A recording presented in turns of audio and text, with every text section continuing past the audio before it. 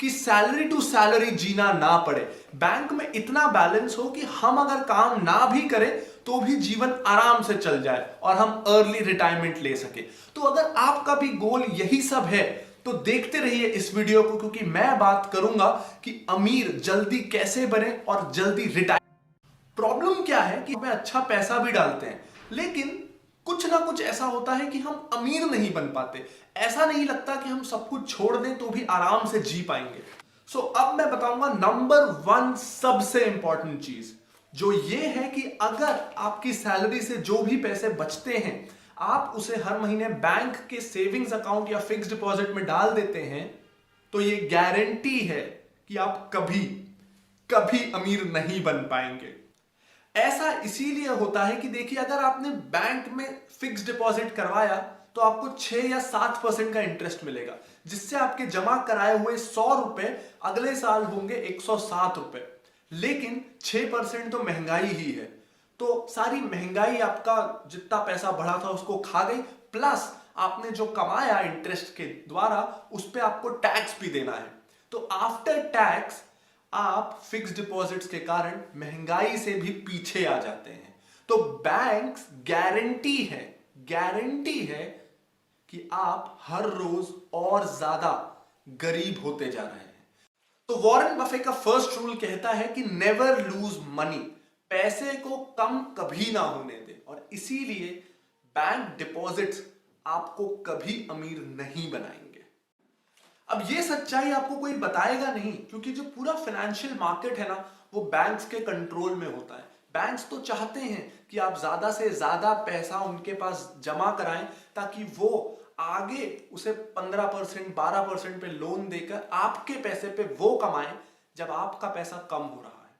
तो क्या bank deposit सबके लिए गलत है? जी ऐसा भी नहीं है। अगर कोई सीनियर सिटीजन है, कोई 55 के ऊपर का इंसान है जिसके लिए ग्रोथ से ज्यादा जरूरी है सिक्योरिटी एंड सेफ्टी, तो उनको ये चाहिए कि उनका पैसा सुरक्षित रहे, उस केस में फिक्स डिपॉजिट्स एक बहुत अच्छा ऑप्शन है। लेकिन अगर आप 35 या 40 से कम आयु के हैं तब जरूरी है कि आप ग्रोथ को टारगेट करें, कि वेल्थ एक्यूमुलेट हो। उस स्थिति में फिक्स डिपॉजिट्स बिल्कुल भी अच्छा ऑप्शन नहीं है। तो अब मैं बताता हूं कि जॉब्स के साथ सबसे बड़ी प्रॉब्लम क्या है। जॉब्स में आप बंध जाते हैं, जब तक आप काम करेंगे आप केवल तभी तक कमाएंगे। तो कल को भगवान ना करे अगर किसी के साथ कोई हादसा हो जाता है, वो 4-6 महीने के लिए हॉस्पिटलाइज हो जाता है, तो सैलरी नहीं मिलेगी। जब तक आप फिजिकली काम करेंगे आप केवल तभी तक कमाएंगे जॉब्स में, उसके बाद नहीं। जबकि अगर आप कुछ अच्छा इन्वेस्टमेंट करते हैं, जैसे म्यूचुअल फंड्स हो या स्टॉक्स हो, तो दिन हो या रात, आप ठीक हो या बीमार, चाहे हालत कुछ भी हो, 24 घंटे आपका पैसा आपके लिए और पैसा कमा रहा है। तो अगर आप इन्वेस्टमेंट्स करते हैं तो इन्वेस्टमेंट्स आपके लिए और पैसा कमा के देंगी, आपको एक्टिवली रोज काम करने की जरूरत नहीं है। इसके अलावा जो लोग सैलरीड जॉब्स करते हैं उनके लिए ये बहुत जरूरी है कि अक्सर हम क्या करते हैं, पहले तो सारे महीने खर्चे करते हैं, फिर अगर कुछ बच गया उस महीने तो उसको जाके इन्वेस्ट कर देते हैं। थोड़ा बहुत एसआईपी करा ली या म्यूचुअल फंड खरीद लिया, उतना सा इन्वेस्टमेंट काफी नहीं है।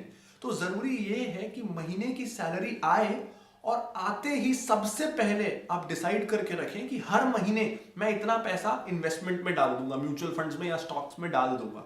तो पहले इन्वेस्टमेंट करें और उसके बाद जो बचता है उससे खर्चा करें। तो आज मैं आपको अंतर बताता हूं अमीर, मिडिल क्लास और गरीब की खर्चों की आदतों पर। तो गरीब जो होता है ना वो अपनी कमाई से अपनी जरूरत की चीजें खरीदता है। मिडिल क्लास जो होता है वो अपनी बचत से अपनी जरूरत की चीजें खरीदता है। लेकिन जो सच में अमीर होता है ना वो ना अपनी कमाई को खर्च करता है ना अपनी बचत को, वो केवल और केवल अपनी इन्वेस्टमेंट्स का जो रेंटल होता है या जो उसको डिविडेंड या इंटरेस्ट मिलता है ना उससे वो सारे खर्चे करता है। तो जो 3 रूल्स हैं सच में अमीर बनने के, वो ये है कि कमाएं ज्यादा, उससे जरूरी बचाएं ज्यादा। चाहे आप कमाते कम हो वो फर्क नहीं पड़ता जब तक आप उसका ज्यादा से ज्यादा हिस्सा बचा रहे हैं। और तीसरा, इन्वेस्ट बहुत अच्छे से करें। चाहे आप कमाएं कम चाहे आप बचाएं कम, लेकिन अगर आप इन्वेस्टमेंट अच्छे से करते हैं तो लंबे समय में आप बहुत सारा पैसा कमा सकते हैं। तो मैं लाता रहूंगा और ऐसे बहुत सारे वीडियोस जो आपको बताएंगे how to earn more, save more and invest intelligently.